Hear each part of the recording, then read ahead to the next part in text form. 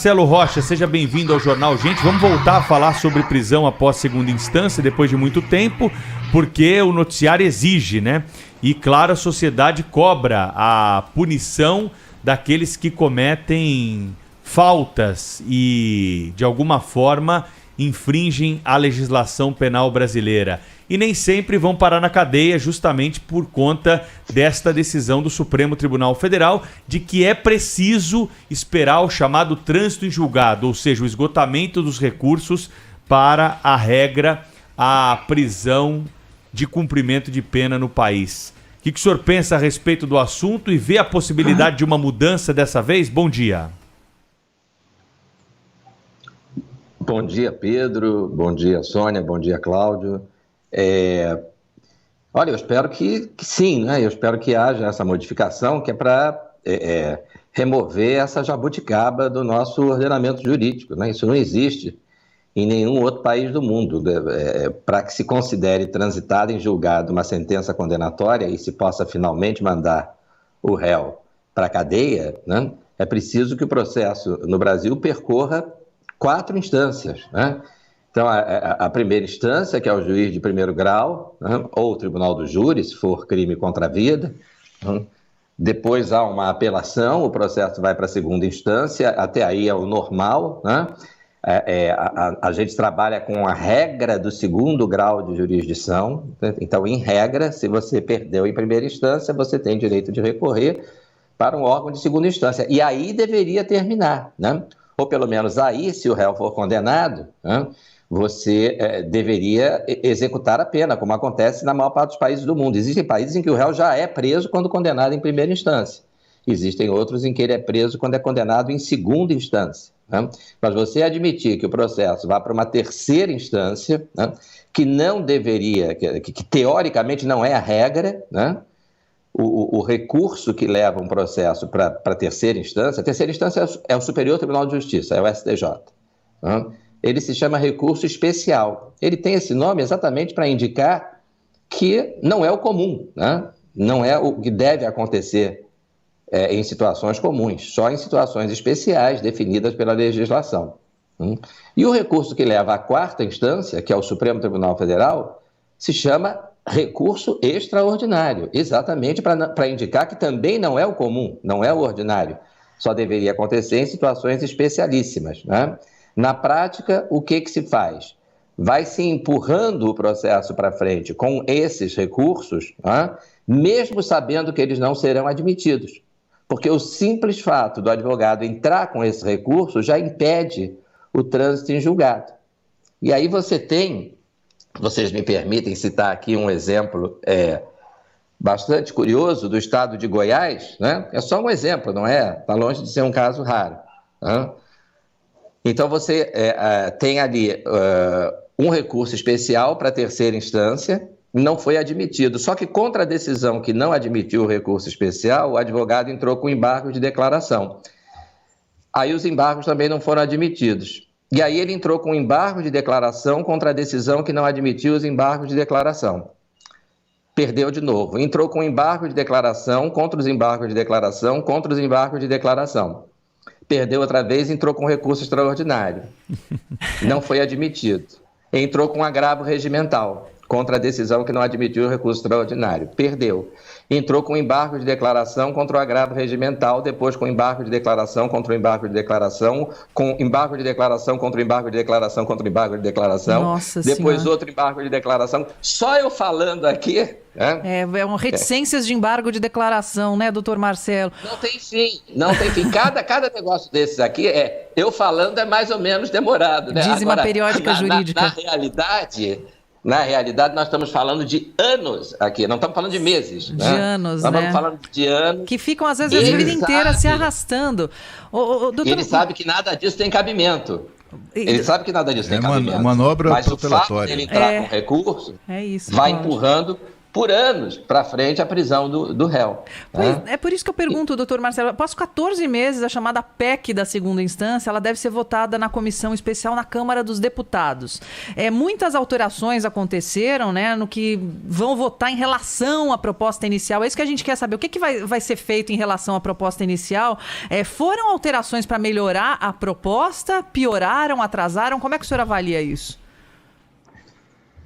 Olha, é difícil prever, né, o que vai acontecer aí com tantas alterações. Eu acho importante que, já que há uma interpretação do texto constitucional, né, de que a prisão só pode acontecer depois de trânsito em julgado, né, ou seja, quando não houver mais recursos, né, é importante, então, deixar caracterizado no texto constitucional que o trânsito em julgado se dá após o julgamento em segunda instância. Então, a ideia é de transformar o recurso especial e o recurso extraordinário, tirar deles a natureza de recurso, tá? E transformar em algo como, aí é uma linguagem talvez excessivamente técnica, né? Meios autônomos de impugnação, como a gente tem, por exemplo, a revisão criminal. Tá? Você tem a revisão criminal no processo penal, ela não impede o trânsito em julgado. O sujeito já foi condenado, está cumprindo pena, tá? E aí, enquanto ele está na cadeia, né, 1 ano depois, 5 anos depois, não há tempo definido, surge uma prova de que ele é inocente. Né?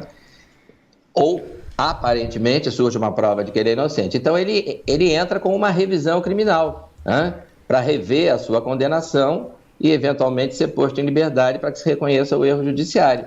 Tudo bem, isso pode acontecer a vida inteira. Né? Mas isso não impede o trânsito em julgado. Então, adotar um mecanismo semelhante para esses recursos, né, que hoje são considerados recurso especial e recurso extraordinário, que levam ao STJ e ao STF, né, transformá-los em meios de impugnar decisões, né, que não sejam considerados recursos, que é uma coisa antiga no nosso... um outro exemplo é o habeas corpus. Né? Você, teoricamente, pode impetrar habeas corpus a vida inteira. Mas habeas corpus não é considerado recurso. Então, ele não impede que você considere aquela condenação como transitada em julgado. E você pode cumprir a pena. Enquanto você estiver cumprindo a pena, você vai impetrando habeas corpus aí, 1, 2, 3, 5, 10, quantos você achar que tem que ser impetrado para que se considere aquela sua prisão ilegal. Mas a discussão ali naquele processo, naquele processo está encerrado. O trânsito em julgado já aconteceu. Né? Então, a pena já pode ser cumprida. Eu espero que a proposta, o projeto de emenda constitucional, continue nesse sentido, né? Para que se possa dar um mínimo de efetividade à pena, porque senão nós estamos falando de uma situação que, repito, é única no mundo, são 4 instâncias na prática, né? A primeira instância é o Tribunal de Justiça, o Tribunal Regional Federal, se for Justiça Federal, depois o STJ e depois o Supremo, né? Na prática, o Supremo é a 4ª instância da Justiça Criminal. Inclusive, o Supremo, a ideia de um Supremo Tribunal Federal é de uma corte constitucional, não é isso, né? Não é ser essa instância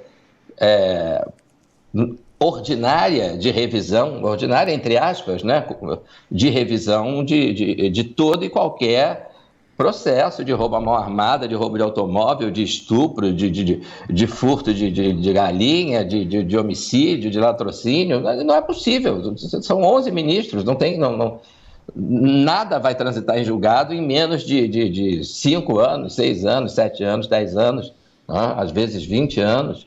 E nesse meio tempo, o crime prescreve, ou o réu. Nós vimos isso com alguns políticos. E o ladrão continua roubando, né? Continua roubando, e o político corrupto continua embolsando dinheiro público. Né? Aí quando chega a hora do trânsito em julgado, diz, olha, mas ele agora já está muito idoso, então manda para prisão domiciliar. Né? Então não pode ser, né? Isso realmente Marcelo, não pode continuar. Eu gostaria de, mudando um pouco de assunto, pedir a sua avaliação sobre as chamadas audiências de custódia. Eu vou citar somente 2 exemplos que aconteceram em São Paulo. Um deles, há alguns poucos anos atrás, antes da pandemia, quando um sujeito ejaculou sobre uma adolescente dentro de um ônibus, né? Enfim, ele quase foi espancado, tomou lá umas bordoadas dos próprios passageiros, etc. Foi preso, levado à audiência de custódia e libertado. 24 horas depois, ele voltou a cometer o mesmo crime, né? O mesmo atentado, né? 24 horas depois de solto. Agora, estes dias em São Paulo, dois policiais seguindo suspeitos acabam sendo atacados por um grupo de bandidos, agredidos, etc, etc. Um deles foi preso e com a ficha criminal impressionante, né? Roubo à mão armada, tráfico de drogas, agressão, porte de arma, uma série de coisas, e apesar disso o cara solto, né?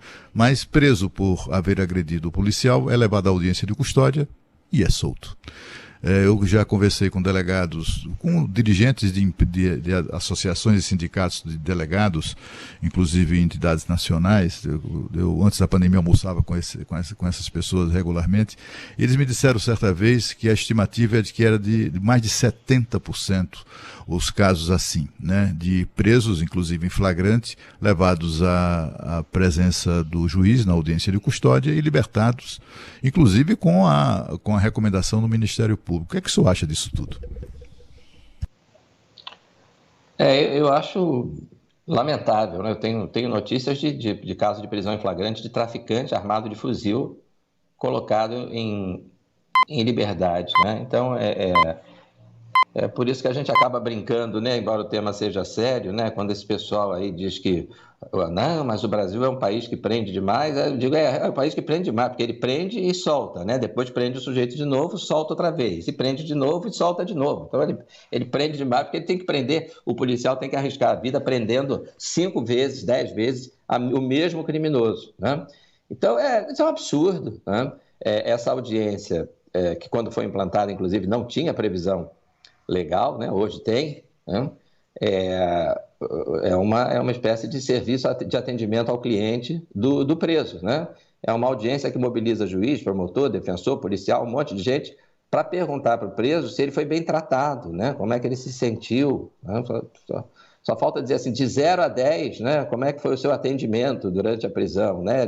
Marque 0 se ficou muito insatisfeito e 10 se ficou muito satisfeito. Ora, já que é para ter uma audiência dessa, num caso de prisão em flagrante, né, é preciso sempre destacar esse ponto. Nós estamos falando de pessoas que foram presas em flagrante, roubando, estuprando, né, matando, traficando. Né? Foram presas em flagrante delito. Né? Então, quer dizer, qual é a importância do flagrante delito aqui?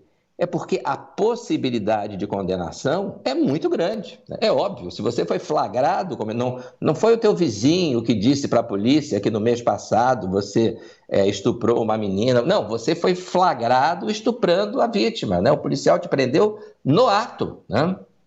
Na prática do delito. Então, a possibilidade de condenação é muito grande. Se você vai fazer uma audiência mobilizando todas essas pessoas, o que a gente propõe, eu fiz essa proposta, quando eu fui falar sobre isso numa audiência pública na Câmara dos Deputados há algum tempo, né? Falei, olha, vamos transformar essa audiência, né, em uma audiência de instrução, ou seja, vamos colher ali provas sobre o que aconteceu, porque hoje, por incrível que pareça, você é proibido de fazer perguntas para o preso sobre o que aconteceu. Mas vem cá, por que você foi preso? Né? O que você estava fazendo? Né? E aí pergunta para o policial o que ele fez. Né? Como é que foi isso? Quais foram as circunstâncias dessa prisão? Pergunta para a vítima. Né? O que ele estava fazendo com você? Tudo isso é proibido hoje. Você só pode perguntar para o preso, né, se ele foi bem tratado. Ele sofreu alguma violência. Então você aproveita que aquelas pessoas todas estão ali, tá? Faz uma instrução, né? A instrução é o nome que a gente dá em processo penal para colher a prova, vai ouvindo todo mundo, tá? E aí o promotor, naquela própria audiência, faz uma acusação formal, eventualmente o réu se declara culpado em troca de uma pena menor e o juiz já dá a sentença ali, pronto, já matou o processo nessa audiência, né? Você ganha tempo. Hoje a audiência de custódia é uma perda de tempo, uma perda de recursos humanos, né, Quem mora em cidades menores diz que é uma mobilização do efetivo policial. Você precisa da polícia para fazer aquela audiência, para levar o preso, para conduzir o preso, para escoltar o preso. Você tem, às vezes, um número reduzido de policiais nessas cidades, né? Às vezes não, você sempre tem um número reduzido de policiais, e eles são mobilizados para uma audiência cujo único objetivo é perguntar para o preso se ele foi bem tratado, se ele gostou do atendimento ali que ele teve ou não. E muitas vezes há uma indução ao preso. Você induz o preso, em alguns casos, eu não estou dizendo que seja sempre, mas em alguns juízes, infelizmente, tem essa postura, né? Incentivam o preso a dizer que foi ameaçado, foi agredido, e aí o sujeito já inverte, né? O preso vira vítima e o policial, que às vezes arriscou a vida para prendê-lo, vira acusado. A Rádio Bandeirantes abre um espaço para discutir segurança pública, a legislação penal, todas as terças-feiras nesse horário aqui no Jornal Gente, com o especialista no assunto, o Dr. Marcelo Rocha Monteiro, que volta na semana que vem. Obrigado pela participação, um abraço para o senhor, boa semana, hein? Um abraço para vocês. Obrigada, doutor. Um abraço.